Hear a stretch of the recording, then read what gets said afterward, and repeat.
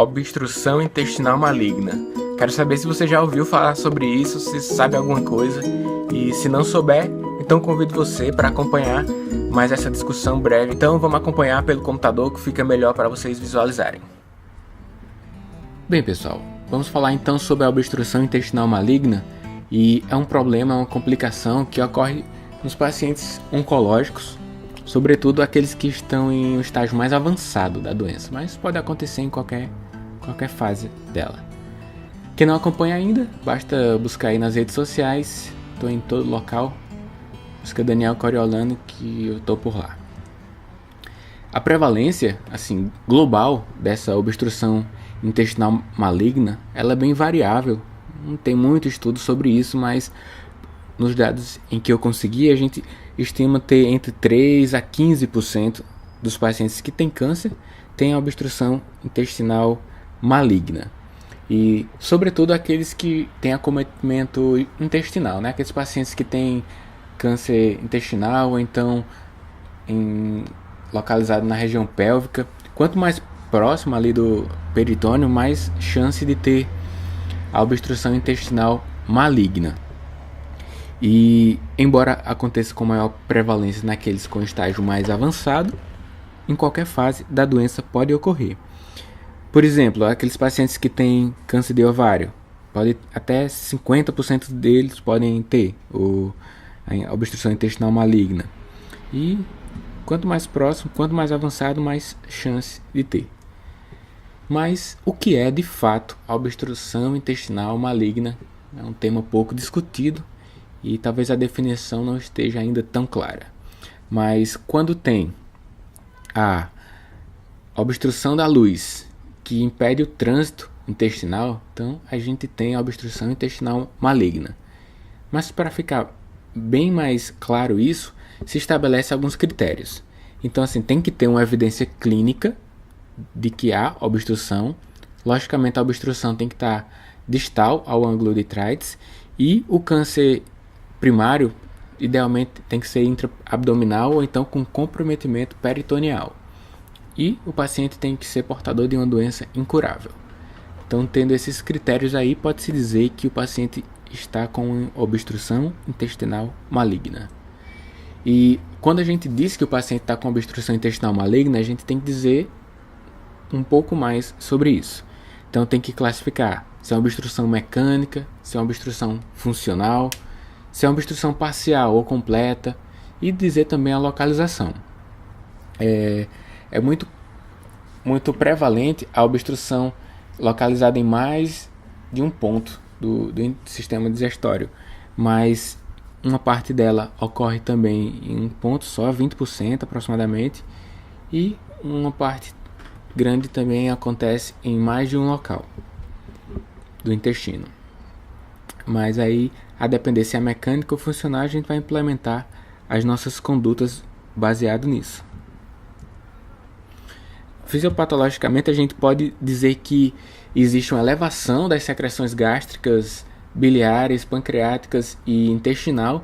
Essa elevação das secreções faz com que haja redução da absorção de todos os componentes, né? Sobretudo água e sódio. E esse acúmulo dessas substâncias no intestino faz com que haja a distensão abdominal e desencadeia as náuseas, os vômitos e impede o trânsito intestinal. Isso pode ser evidenciado ao exame físico, ao exame complementar. A depender do local da obstrução, se for em um local só, então for em múltiplo, a gente vai ter uma clínica um pouco diferente. Uns deve depender da localização, com dor um pouco mais evidente, anorexia ou mesmo distensão abdominal. Ocorre essa atividade peristáltica bastante desordenada e é isso que faz com que haja piora do quadro, chegando até a ter aquele dano epitelial bem evidente e uma possibilidade bem patente de que haja isquemia e ruptura da parede intestinal, ou seja, perfuração. É uma complicação da complicação, né? A obstrução intestinal maligna já é uma complicação e ela pode seguir com mais outros pontos que atentam contra a vida do paciente. A obstrução intestinal maligna, ela, quando diagnosticada, ela nos diz que um prognóstico ruim está pela frente aí do nosso paciente.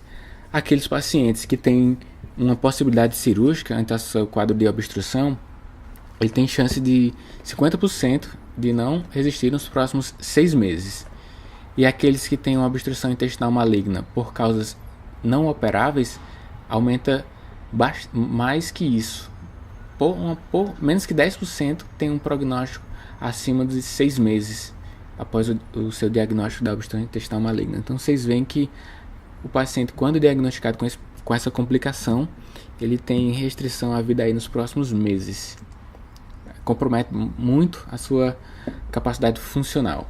E quanto mais alta a obstrução, pior são os sintomas e mais discretos os sinais. Mas para ficar mais claro, por exemplo, uma obstrução alta ali na região gástrica, no intestino delgado, ele vai ter uma dor mais precoce do que se a obstrução fosse mais distal, e ele vai ter anorexia, certamente, só que a distensão abdominal não vai estar tão evidente, diferente do que acontece no acometimento do intestino delgado distal, no intestino grosso, que a dor pode estar presente, claro, mas é um sintoma mais tardio, sendo que a anorexia também é mais tardia e a distensão é mais evidente. Quanto mais distal, então fica com essa informação. Quanto mais alta a obstrução, piores são os sintomas, sendo que mais discretos são os sinais. E a clínica do paciente, você vai encontrar um paciente com náuseas e vômitos por todos aqueles mecanismos que a gente falou em um vídeo passado. Se você não viu ainda o vídeo sobre náuseas e vômitos, está aqui na descrição desse, você pode dar uma olhada lá. E ocorre também a dor em cólicas, lógico que o trânsito intestinal vai estar prejudicado, e quando distendido o intestino vai ocasionar dor. Ocorre também a parada da eliminação das fezes, né, e seus comemorativos, que são as flatulências e etc. Isso pelo menos por 72 horas. Para que fique mais claro, essa parada da eliminação de fezes está bem relacionado com a obstrução intestinal maligna. Nos pacientes mais idosos, sobretudo, eles têm uma deteriorização cognitiva por esse estado de obstrução intestinal, seja mecânica, seja funcional, seja em um local ou em vários locais. No exame físico, nós podemos encontrar o borborismo, o peristaltismo de luta, né, que a gente, ao escutando ali o intestino, a gente pode perceber os ruídos hidroaéreos metalizados. Inicialmente esse ruído de luta, mas depois com a abolição do peristaltismo, né? Esse é um segmento natural desse problema. E exames complementares também podem nos auxiliar. A hipoalbuminemia, a desidratação, né, já que ocorre uma repercussão na redução da absorção intestinal, e com isso pode ocasionar também uma falência renal, no caso seria a falência pré-renal. E laboratorialmente a gente pode encontrar hipoalbuminemia, em virtude da redução da absorção, lógico, e alteração das enzimas hepáticas, o que nos diz um dano hepático evidente. E a avaliação clínica é importante para que a gente tenha um diagnóstico preciso e sempre correlacionar com os outros sintomas, né, como eu já citei para vocês, náuseas e vômitos, e descartar outras possibilidades através de exames complementares. A radiografia pode auxiliar, mas a tomografia que pode definir uma conduta mais precisa. E além do exame de imagem ser importante para a avaliação inicial, ele é importante para que avalie a sua conduta, se foi efetiva ou não. Tem uma sensibilidade média aí a radiografia. Apesar das limitações, é a primeira conduta que a gente vai oferecer ao paciente.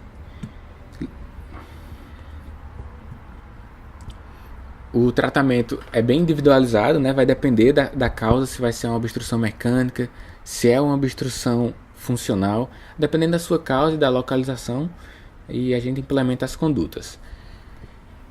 A gente tem várias possibilidades então de condutas. Vai fazer se é um paciente cirúrgico, se dá para fazer uma paliação endoscópica, dá para fazer uma descompressão por ostomia, ou então apenas o uso de sintomáticos, os fármacos, né? Vai depender de qual a causa que está desencadeando o problema da obstrução intestinal maligna naquele paciente. se for um tratamento clínico, né, a implementação de drogas como analgésicos, aqueles fármacos que reduzem a secreção, que é o caso de Buscopan, né, iocina, o nome correto, e os procinéticos podem reduzir, podem modular o trânsito intestinal, além de reduzir as náuseas e os vômitos. É uma droga que também de pouco conhecimento que pode ser utilizado para isso, que é o haloperidol, mas é a droga de escolha para obstrução intestinal. Você faz 15 mg por dia e tem uma boa efetividade para a redução da sintomatologia relacionada à obstrução intestinal. Quando você vai optar por uma conduta clínica. E a abordagem, quer que vocês fiquem com essa informação, sempre é individualizada, baseada na condição clínica, no prognóstico e nos objetivos do cuidado. Bem, foi uma abordagem bem rápida sobre o que é obstrução intestinal maligna, só para vocês tomarem conhecimento sobre esse tema. Se quiser aprofundar, basta baixar aí o manual de cuidados paliativos que eu vou deixar disponível para que vocês baixem. E bons estudos para todos. Espero que você tenha gostado de mais essa discussão sobre obstrução intestinal maligna dessa vez. Um forte abraço e até a próxima oportunidade.